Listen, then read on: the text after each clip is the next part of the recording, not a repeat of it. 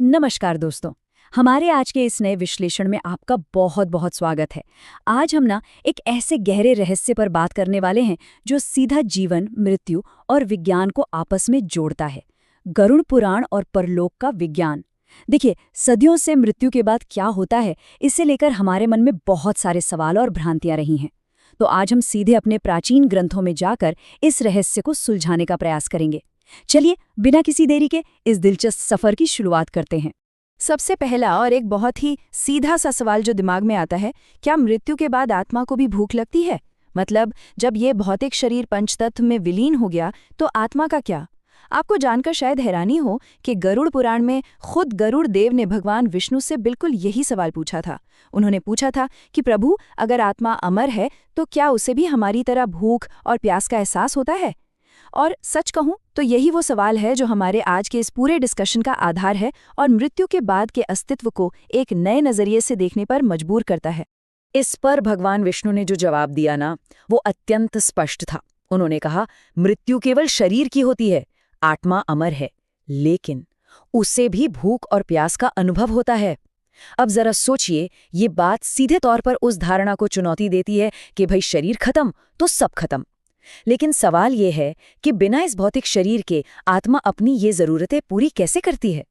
सोहन की कहानी। तो चलिए इस पूरी प्रक्रिया को एक बहुत ही वास्तविक अनुभव के माध्यम से समझते हैं। बात करते हैं सोहन की। सोहन एक सरकारी कर्मचारी था, एकदम आधुनिक और प्रैक्टिकल सोच वाला। उसके लिए ये सारे मृत्यु के बाद के कर्मकांड सिर्फ अंधविश्वास थे। जब उसकी माँ का देहांत हुआ तो उसने सोचा कि अब तो आत्मा को मोक्ष मिल गया, ये श्राद्ध या पिंडदान जैसी चीजों की क्या जरूरत है। उसने ये सब करने से साफ मना कर दिया। लेकिन फिर कुछ ऐसा हुआ जिसने उसकी पूरी दुनिया हिला दी। माँ की गुजरने के कुछ समय बाद रात के सन्नाटे में सोहन को एक बहुत ही अजीब और डरावना दृश्य दिखा। उसकी माँ की धुंधली सी आकृति उसके सामने आई और एक बेचैन आवाज में बोली, बेटा, शरीर चला गया है पर आत्मा जीवित है। जब तक तर्पण और पिंडदान नहीं होगा, मेरा सूक्ष्म शरीर तड़प रहा है। ये कोई मामूली सपना नहीं था, बल्कि एक आत्मा की पुकार थी जो अपनों से मदद मांग रही थी। कर्मकांडों के पीछे का विज्ञान। अब इस घटना के बाद सोहन बुरी तरह घबरा गया और सीधा अपने गांव के विद्वान पंडित त्रिलोचन जी के पास पहुंचा। पंडित जी ने उसे गरुड़ पुराण का संदर्भ देते हुए समझाया कि भाई, ये जो तुम्हारे साथ हुआ, ये कोई वहम नहीं है, इसके पीछे एक पूरा वैज्ञानिक और आध्यात्मिक आधार है। उन्होंने सोहन को लिंग शरीर की अवधारणा समझाई। होता क्या है कि मृत्यु के बाद आत्मा एक अस्थायी सूक्ष्म शरीर में प्रवेश करती है। अब क्योंकि ये शरीर भौतिक नहीं है तो ये दाल रोटी नहीं खा सकता। इसे भौतिक भोजन की नहीं बल्कि ऊर्जा और भाव की भूख होती है। आत्मा दरअसल हमारी श्रद्धा, भावना और मानसिक ऊर्जा को ग्रहण करती है और उसी से उसे आगे के सफर के लिए ताकत मिलती है। गरुड़ पुराण में मृत्यु के बाद के शुरुआती 10 दिनों का बहुत ही विस्तार से वर्णन मिलता है। ये एक क्रमिक विकास है। देखिए, पहले दिन आत्मा को मृत्यु की पीड़ा से मुक्ति मिलती है। तीसरे दिन उसका ये सूक्ष्म शरीर पूरी तरह से आकार ले लेता है। फिर 7वें दिन आत्मा को अपने आगे के रास्ते के लिए एक सहारा मिलता है और 10वें दिन जाकर उसे स्थिरता और तृप्ति प्राप्त होती है। ये समय सीमा हमें बताती है कि आत्मा कैसे धीरे धीरे भौतिक जगत से पूरी तरह अलग होकर एक नई अवस्था में पहुंच रही है। लेकिन अगर हम ये सब ना करें तो क्या होगा? गरुड़ पुराण अत्यंत स्पष्ट शब्दों में चेतावनी देता है। जब आत्मा शरीर त्याग कर यमलोक की ओर जाती है और अगर उसे तर्पण नहीं मिलता तो वो भूख से व्याकुल हो जाती है। ये श्लोक इस बात का पक्का प्रमाण है कि अपनों को शांति दिलाने के लिए उन तक ऊर्जा पहुंचाना सिर्फ कोई परंपरा नहीं है, बल्कि ये एक गहरी आध्यात्मिक अनिवार्यता है। तो फिर सवाल उठता है कि ये ऊर्जा भेजी कैसे जाती है? इसका जवाब है पिंड की संरचना के माध्यम से। अब ये पिंड केवल कुछ चीजों का मिश्रण भर नहीं है, इसके पीछे एक गहरा विज्ञान है। इसमें मौजूद काले तिल नकारात्मक ऊर्जा को शुद्ध करते हैं, जौ, चावल और घी आत्मा को पोषण देते हैं और जल हमारी भावनाओं का माध्यम बनता है। मतलब जब इन चीजों को मंत्रों के साथ अर्पित किया जाता है तो एक खास तरह की ऊर्जा उत्पन्न होती है जो सीधा उस सूक्ष्म शरीर तक पहुंचती है। आत्मा तक ये ऊर्जा पहुंचाने की इस पूरी प्रक्रिया के 3 मुख्य चरण हैं। पहला है पिंडदान, जो ऊर्जा का सीधा अर्पण है। दूसरा है तर्पण, जहां जल के माध्यम से आत्मा की भावनाओं और उसकी प्यास को शांत किया जाता है।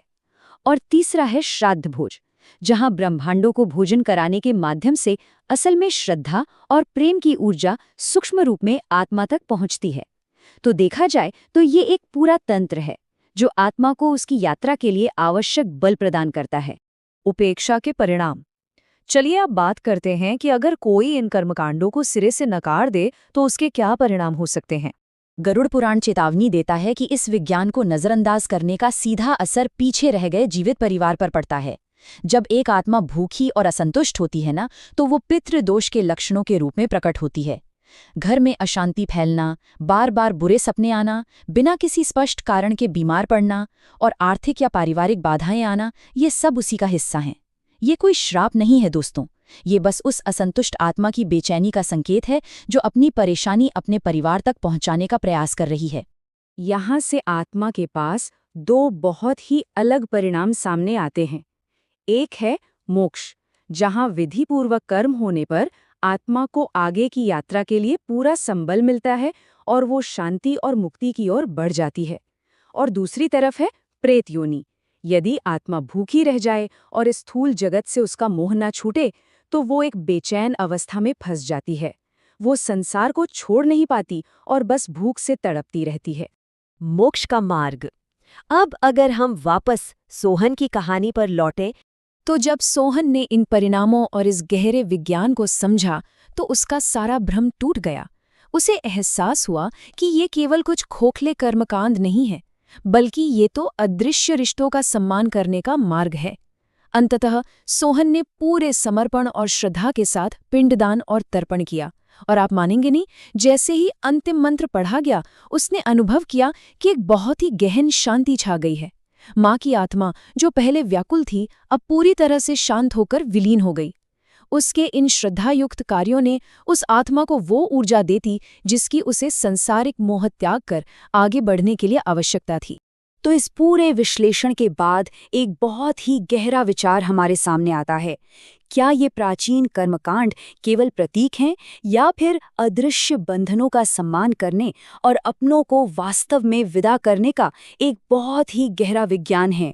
गरुड़ पुराण हमें यही सिखाता है कि मृत्यु कोई अंत नहीं है, बल्कि एक नई यात्रा है, और जिन लोगों ने हमें प्रेम दिया उन्हें पूरी श्रद्धा के साथ विदा करना हमारा एक बहुत बड़ा धर्म है। आज के इस विश्लेषण में हमारे साथ जुड़ने के लिए आपका बहुत बहुत धन्यवाद। विचार करते रहिए और सीखते रहिए।